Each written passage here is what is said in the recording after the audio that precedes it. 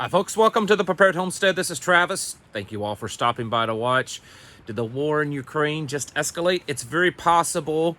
Some of the information that I'm going to tell you is very new. You may not have been aware of it because I just found out about it. It's just being reported in the last 30 minutes to an hour as of the making of this video. And if the things that are being reported are true, we could very possibly see an escalation. And, you know, honestly, that's the way things are looking over there in Ukraine between them and Russia. While a lot of Americans, I think, are seeing what's being reported in mainstream news, and they think that, well, Ukraine's kicking the Russians hind end and they're retreating and it's just about over. And at the worst case scenario, Russia might take a couple of small little regions over in the east, but I don't think that's the case at all.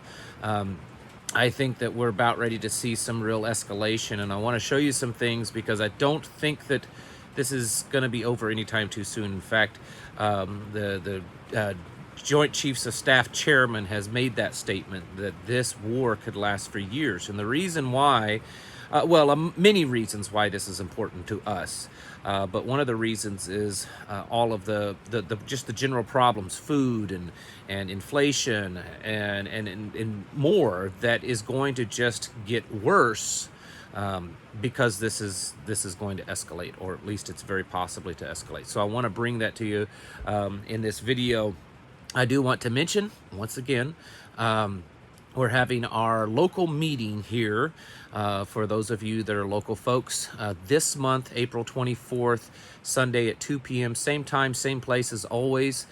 Please plan to attend. If you're new and you would like to attend, shoot me an email and I can get you the details of that meeting.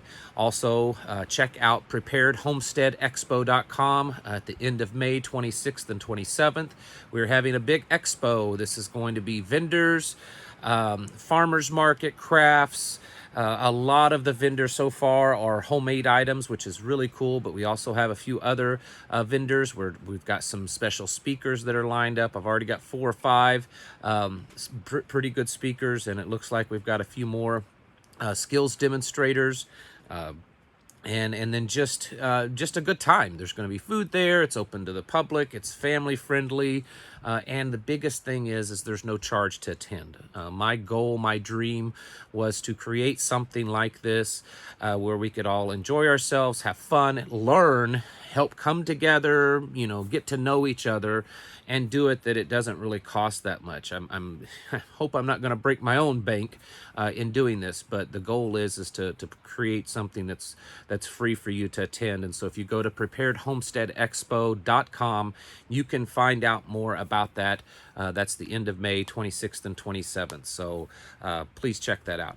So what I'm talking about with the escalation, and I want to make this very clear, that the information that I'm giving you, the only major quote-unquote news outlet is out of Ukraine. I've not seen any American news cover this or make any confirmations. And in fact, the Ukrainian news is not confirming this. This is just what's being reported. So, and as you all know, many times throughout all of this, it's been fake news or whatever. So we have to take things with a grain of salt. But it is being reported that the Russians have used chemical weapons against the Azov regiment in Mariupol. And that was started being reported about an hour ago as of the making of this video. And it's unclear if that's true, what weapons were being used. It was reported that drones were spraying some type of chemical over the area, and the soldiers are now having respiratory problems and, you know, vision problems and all kinds of stuff. I have not seen any reports of, you know, death, meaning that it could be a real severe, serious chemical. But we don't know yet, and I'll be honest with you, I don't know a whole lot. I'm just going by what's being reported, and it could all be fake. Now, why this is important is back in March, NATO stated that if Russia used a chemical weapon in Ukraine, that NATO would absolutely respond to that, that they would get involved somehow. They didn't really go into details about what that would mean. Does that mean that their armies would come into Ukraine and they would directly fight the Russians, or would they become more proactive in sending equipment and offensive equipment to Ukraine? What that means, we don't know.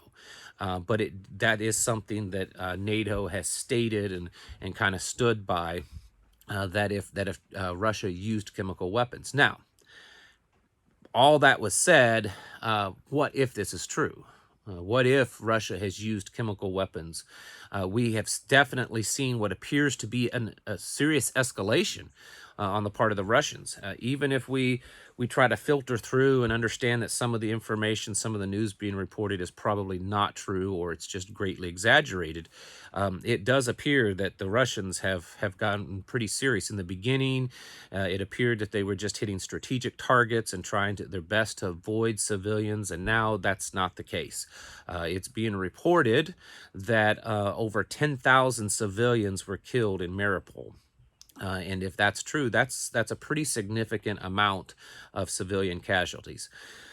Now, all of this is also on the heels that Putin has named a new commanding general for the military actions there in Ukraine. And I'm not going to try to...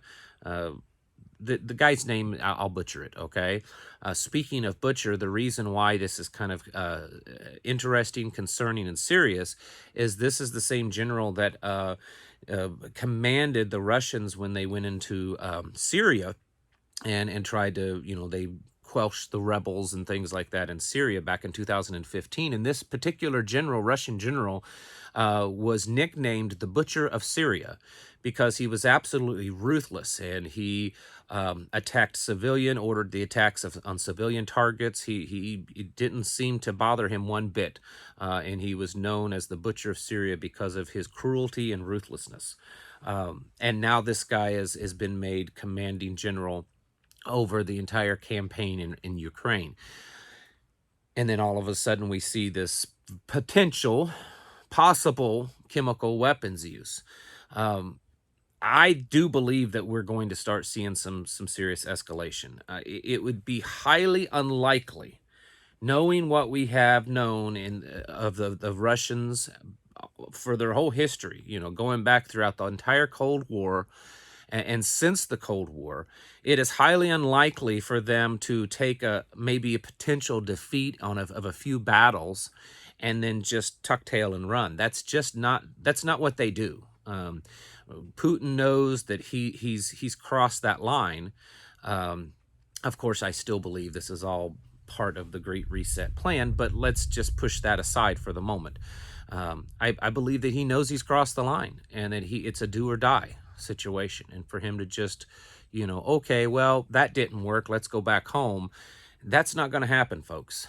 Russia, regardless of how much is true or not, their successes or defeats, the fact is they've not really put a huge amount of effort and resources yet into Ukraine. They have a lot more that they could bring down upon Ukraine. And it's quite possible that they're trying to goat the NATO into a war. I think that they and China and all of their allies see NATO and the West and the United States as weak. And I think they figure that right now is the better time as any to strike. And that's what's happening. We're watching Finland and Sweden doing their very best to become part of NATO, to the point that it's just about official. Both of those governments have stated they definitely want it to happen. Their people, they've polled and voted within their countries, and they want it. And then the Secretary General of NATO has stated that it will happen, that they will make every effort to make it happen and happen quickly. And it's being reported that to expect Finland and Sweden to join NATO by this summer. Russia has said that will be provocation and escalation, and that they will take appropriate measures against that. Finland and Russia share a lot of border, and they certainly don't want Finland part of NATO and NATO troops on their border. So we could see escalation there. And it just keeps going. China, over the weekend, I believe it was Friday night, I saw a report of this, and at the time, no one really knew what was going on, but there was a bunch of Chinese cargo planes flying across Russia, and they didn't know where they were going. A lot of people thought that they were resupplying Russia. Well, they didn't land in Russia. They landed in Serbia. And Serbia, and it's funny, no one has heard about Serbia probably in a long time. Well, the deal is that Serbia doesn't recognize Kosovo. Some of you are old enough to remember all that back then in, what was it, the 90s? Seems like it's been so long ago. So Russia, China, they don't recognize Kosovo as an independent nation. They believe that it's still part of Serbia, just like the Serbians do. And the West, NATO, most of Europe, United States, recognizes it. So here's another thing. It's like another Ukraine. And we're seeing, I believe it was 6 Chinese cargo planes have flown into Serbia.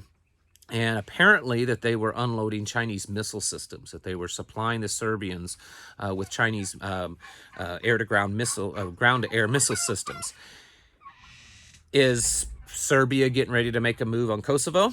Are we going to see more and more escalation? Are these missiles somehow intended to make it to involved in Russia with Ukraine? We don't know. But what we do see is just more and more escalation.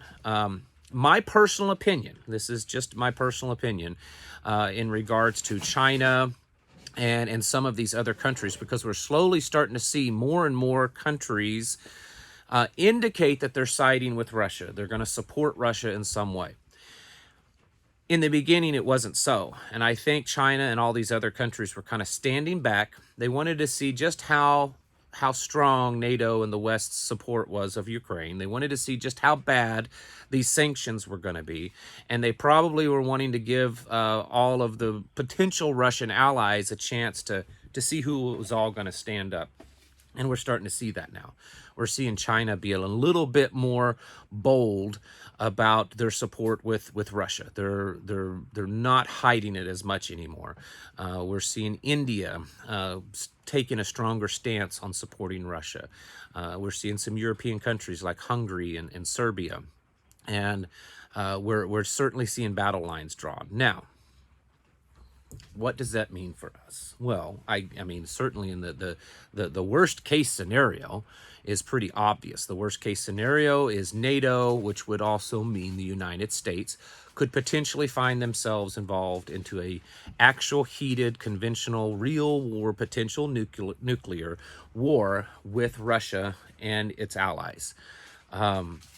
I don't think that if in fact it's proven that these were actual chemical weapons and that were used in Ukraine, I doubt that we will see NATO immediately go from where it's at now to actually engaging Russian troops. I think what we're going to see, if that's all true, we're going to see NATO probably take an even stronger stance. We're probably going to see a more offensive weapons, maybe fighter jets, and it's possible at least an encouragement or a strong, possibility of no-fly zones. We're probably going to see that. And of course, any of those things could very easily tip us over that point to where we're just involved in a war. It's no longer a proxy war, it's a real war. So that's obviously worst case scenario, and that's really bad. But even if we don't get to that point, at least not right away, there's definitely some some bad things that can happen. And us being involved, our involvement with Russia, and the more that we support Ukraine could definitely cause problems with China. And of course, China seems to be involved in their little psychological war with us, with their little lockdowns and their shutting down of their ports because everyone's got this, and they're making it sound like it's really bad over there. I'm sure a lot of it's theater, but in the end, it's gonna end up hurting us. And we've talked about that. We talked about that yesterday. The point is, folks, and I've said this several times here lately, all this talk that we've talked for several weeks now of how bad it could be, how bad the shortages are going to be, how bad the inflation, White House said today that the inflation numbers are expected to come out tomorrow. White House said today that they're expecting them to be extraordinarily high. But all this stuff that's gone on and how bad we're saying it could be by summer, where things are going to be really tight. People are really going to start feeling it by summer, and by fall, there's just going to be products you're probably not going to be able to get, and the ones that you can, you're going to have to start making choices in your life of to eat versus something else. Very possible. All of that scenario that we've talked about is based upon the fact that what has happened thus far on that continues to just worsen, but not factoring in anything new, any new big escalations, and going to war somehow with Russia and very potentially China is going to just worsen things altogether. I mean, it's gonna take this to a whole new level. And the things that are happening between Russia, Ukraine, NATO, us, it's like everyone's wanting a war. I think they all want it. And I think for me, that's the biggest indicator that this is all a big plan. This is all this big great reset plan. I don't know all the plan. I don't know what they hope the outcome will be. But when you see all sides really pushing for this, all sides seem to be really just, they're determined for some kind of conflict to happen. And to me, that just means that it's probably all sides are in on it somehow. Folks, I don't see any other way at this point of this not getting more serious. It's possible. I hope that it doesn't. There are certainly innocent lives that's been lost and have gone through some rough things because of this. Regardless of your stance on the war, you should certainly be praying for the people of Ukraine and what has happened to them. But the fact is that I think this is going to get worse, and I think that somehow we're going to get more and more involved in it, and it's going to just worsen the overall situation, folks. It may not happen today, tomorrow, next week, next month, but I think it's going to happen eventually, or at the very least, the actions, the things that are taking place now are setting up the stage for something like that further on down the road. You've got to start, you got to get ready. You need connections. You need to be as self-sufficient as possible. You need to have a way to defend yourself. You need to make connections with other people that are like you, that are like-minded, that you can work with, that you can help each other out. Regardless of where you're at and your physical capabilities, I believe everyone has something to offer if they really want to. And we've got to look at it that way and come together in little communities, little tribes. I think in the future, near future, that's going to be the real way that we make it through this, is forming kind of our own little tribes all over the place. And we've got to start doing that now. Folks, get ready. It does look like we're seeing a lot more serious escalation over there. Get your houses in order. Prepare yourselves mentally, physically, and spiritually. Thank you for watching, and I'll catch you in the next video.